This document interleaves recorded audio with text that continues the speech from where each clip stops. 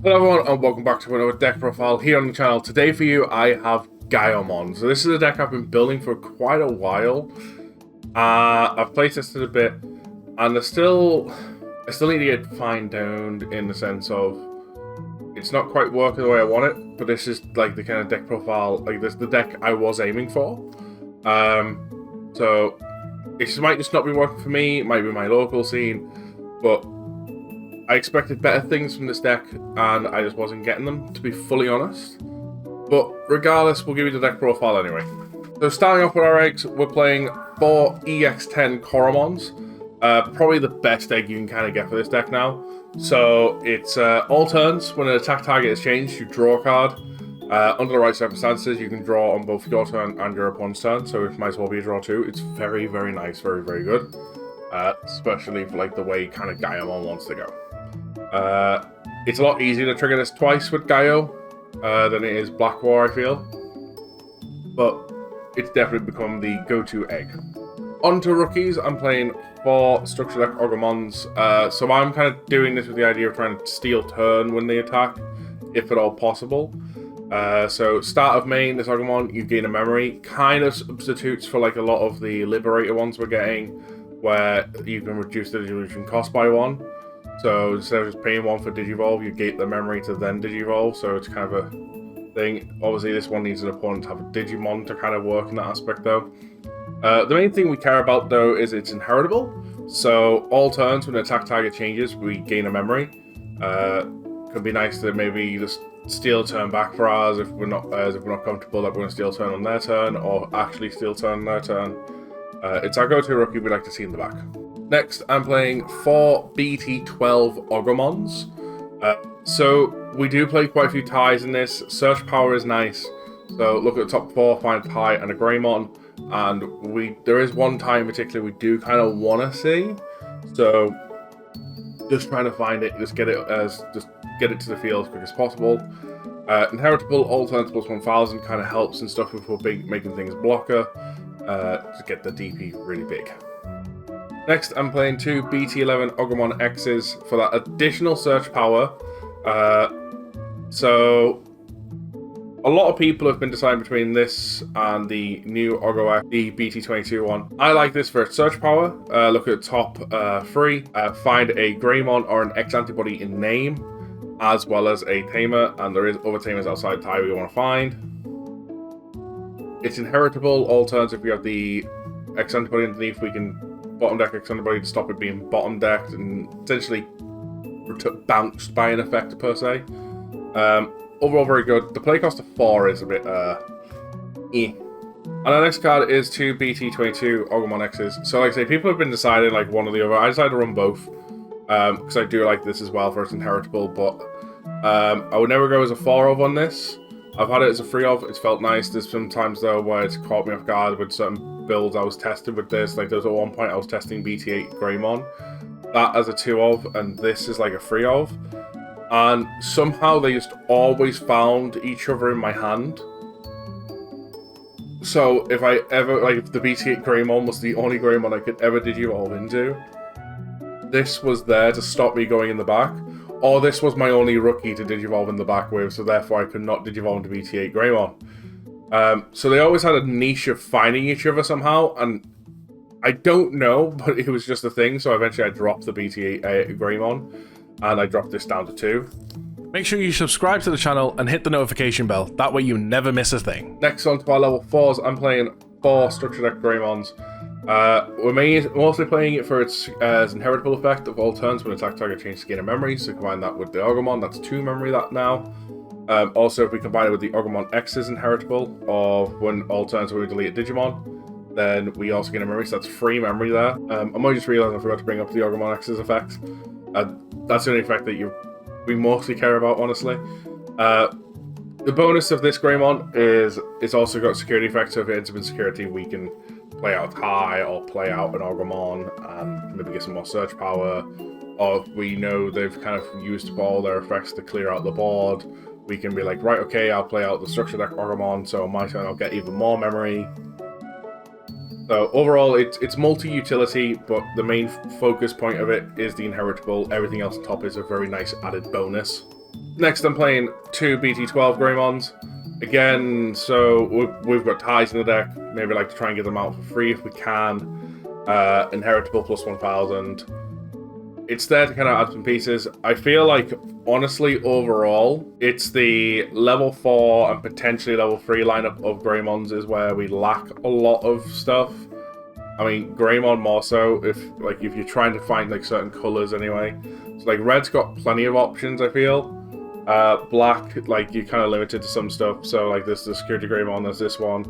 Especially if you're trying to find black text box, Digivolve or a level 3 Gaiomon as well. There's very limited choices there. So this kind of came up as one of the best choices, just so if we do have a tie in hand, we can maybe cheat play it. Next, I'm playing 2 EX10 Greymons. So I originally wasn't even going to run this.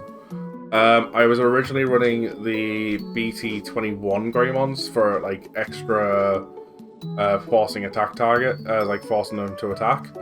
But after some playtesting and seeing this guy in play, it eventually turned into a whole situation where I was like, oh, sorry for the cut there. I looked to the side and I noticed the camera was off. I'm sorry for that really bad angle. I've got my monitors over there, and I seen on one monitor I'm fine. I look down at the actual overlay of this video and I'm like, oh, I'm not fine. I need to adjust that. But yeah, I was saying with Greymon. So I tested the Adventure Greymon, and I never found myself ever using it. I was never in a situation where I had the memory to. It was always like, if my line was developed, I needed that spend that memory getting ready to develop another line on the off chance that this one died. So there was never a chance to hard drop. And then there was points where, especially when I kind of went into a semi-mirror match, where my opponent digivolved into their Greymon, and their line just became way bigger.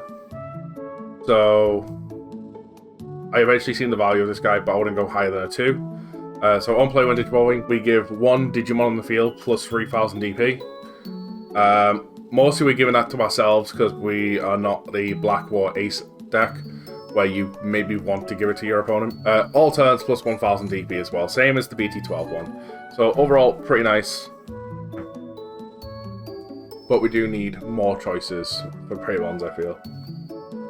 And lastly, the obvious one of Greymon x-antibody. Playing it for its reduced evolution cost, we need to catch up in the game. We need to... Well, a lot of decks can sit on one memory and pop out a level 7 from nowhere and still keep turn. We don't have that luxury, so we need to try and find memory where we can. I know a lot of people are saying like, oh, this guy should stay on the list and stuff. I do feel like he should come off the list because the reason he went on was speed. Like, he sped up the deck too much and things like that.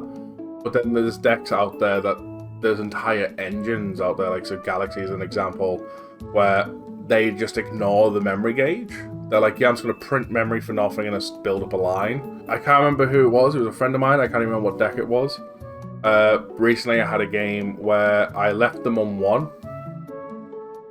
And by the end of their turn, they were swinging at me with a level 7, I believe. And it was just like... And apparently, cards like Greymon X can't come off the list. I understand it's like for a cost of 1 into a lot of level 5s these days for Greymon, but in the long run that's nothing compared to what other decks are doing.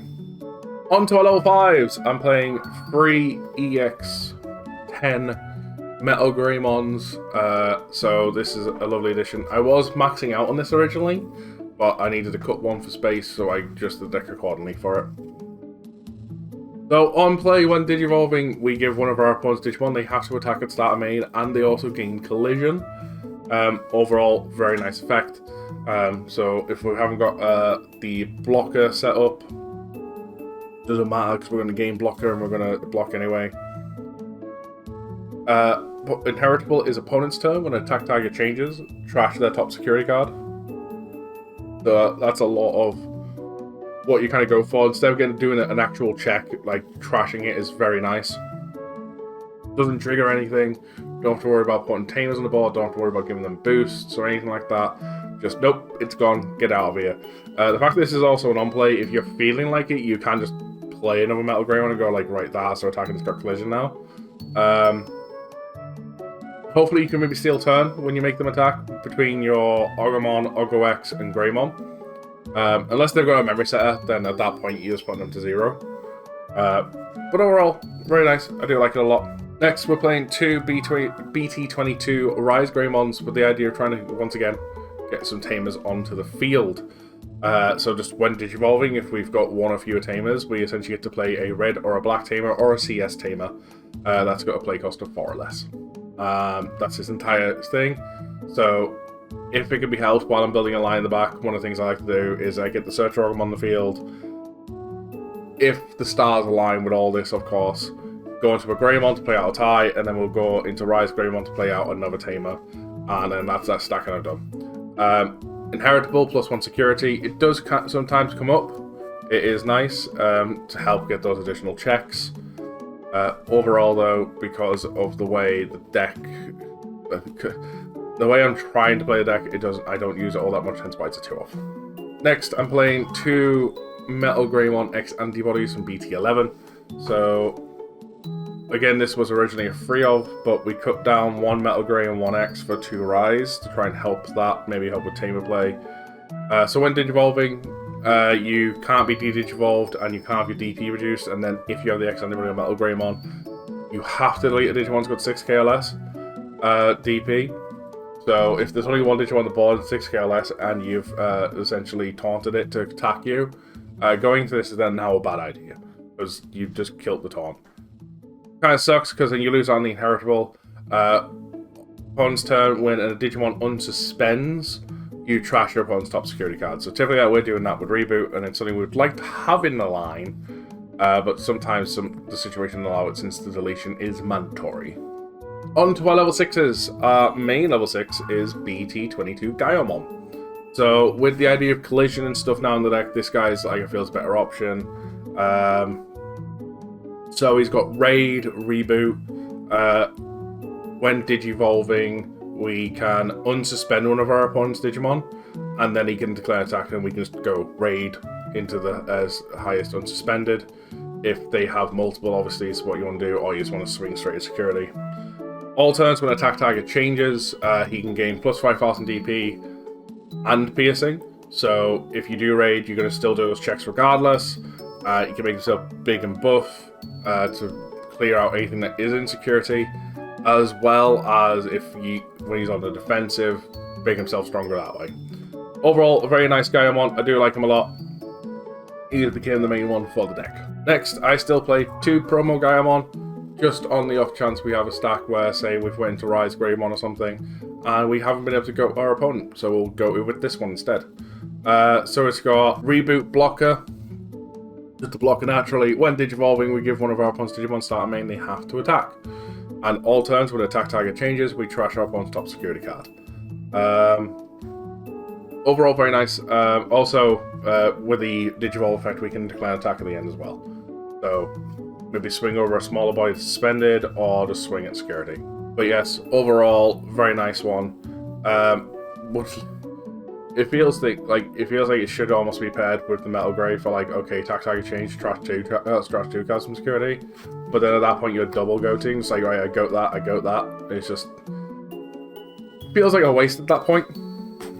And lastly, we are playing 1 Black War Greymon Ace for when it comes up. That little bit of Tamer hate and stuff.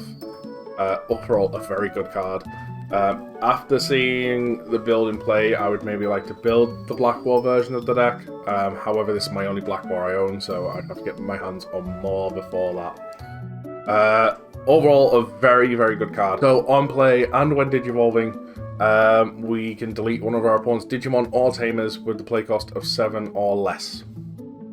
That's a pretty high play cost number, so we're deleting pretty much any Tamer in the game. And level 5 and lower for the most part. There are some level 5s are an 8 cost, and there's quite a few aces we can kill that are level 6. All turns where our opponent has a Digimon that's 13,000 DP or higher, Black Wall will gain plus 3,000 DP and become immune to all of our opponent's Digimon effects while that Digimon exists in the field.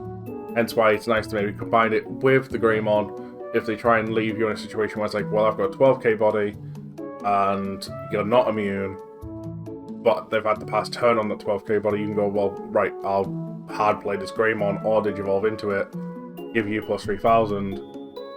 Now my black was, I mean, it works in some weird ways. Mostly if you're also going into this, you'll have inheritables that'll make you bigger anyway, but with your plus 3000. It does have raid, block, or reboot, so it's got like all the keywords at once. Overall, very, very good card. I definitely feel like it's worth picking a few of these up in general from EX10. If you've got no decks planned for them for now, but you've got any red or black decks you may be looking at in the future, definitely maybe pick a few up. Next on the Tamers, I'm playing 3 Yukos from BT22. So this Tamer is absolutely insane as the deck for Gaimons. So the inheritable we don't care about, we're never using it. But security is obviously played out. Start of main, if your opponent has a Digimon, you'll gain a memory, so it's a nice lovely memory gainer Tamer. All turns when attack target is changed, we can suspend this Tamer and give one of our Gaimons, for the case of this deck, plus 2000 DP for the turn, and they become immune to Digimon effects. So generally getting 2 of these in the field is nice. You want to get at the very least 1, hence the Rise Gaimon. But overall, you may be on your swing, you'll suspend it, gain immunity so they can't ace you if you feel like there's an ace that's going to bypass like your Metal Gaimon X. Or just wait for them to attack you and you go, right, block, can't affect me with Digimon effects anymore. So overall, it's a very nice card. Definitely needed something like this for the deck. Next, I'm playing 2 structure deck ties. So it's a memory setter, and all turns when the attack target changes, we get to draw a card and give one of our Digimon plus 2000 DP. Give that buffs and give the draws. It's as simple as that. And finally for our Tamers, I'm running 3 BT12 ties, just the idea of trying to hopefully give BT22 Gaiomon blocker, plus 1000 DP, we can tap it to gain a memory if we Digivolve into a Gaiomon name, which is obviously the entire deck. I will say the CS version of this deck is probably better to play, I feel, but I'm aiming for a Gaiomon build. I've liked Gaiomon for a while, and I keep trying to find ways to bring Gaiomon back, and it's so hard in today's meta. And it struggles a lot, I feel. But yeah, start main, we give one of our Orgamons or Gaimons in name 1000 DP and blocker, and if we Digivolve to a Gaimon or an Omnimon in name, we can tap it to gain a memory. Nice, lovely. So that's the tie we're aiming to play first with our Gaimon, hopefully. If not, maybe the memory setter, so then we have the memories to hard play that. On to option cards, I'm playing 2 Protoforms. So I feel like 2 is a good fine number for this deck. You mostly want to use it when you go into Metal X. You can use it when you're going into Gaiomon just to make them a little bit cheaper. Help keep the security going if you block something that's way bigger than you. Grab key pieces back, like maybe your Gaiomon X that's a one-off. Or if you've got Gaiomon X or Orgamon X in the line, you feel like it's more advantageous for you, you can just bottom deck it to keep the line around. We are also playing 1 Hades Force for mass Tamer deletion, essentially. Or maybe clear out a board of Digimon and blockers to swing for game afterwards. The more and more I play this deck, I know this card's good. The more and more this card looks cuttable. Because it's just, sadly to say, too slow. Hopefully future meta will change that though. And I would love to see a place where Hades Force and like slow control style decks maybe have a place again. Next, I'm playing 4 trainings. Normally I do like 3 boosts, 2 trainings, or vice versa. But with the way I set the deck up, I had space for like 2 boosts, 2 trainings. I was like, nope, I'm just going to dive in on 4 trainings in that case. Try and help speed up the deck a bit. But yeah, it's training. Every deck's running them, so why not? And finally, for those emergency backup plays, 1 Scramble, just in case we're going to get close to deck out, reduce evolution, or to top deck that piece that we really, really need. So this has been my Gaiomon deck list for EX10. I hope you've all really enjoyed it. We should have a interesting deck list in the next 2 weeks coming for you. I'm just waiting on a singular card to arrive for it.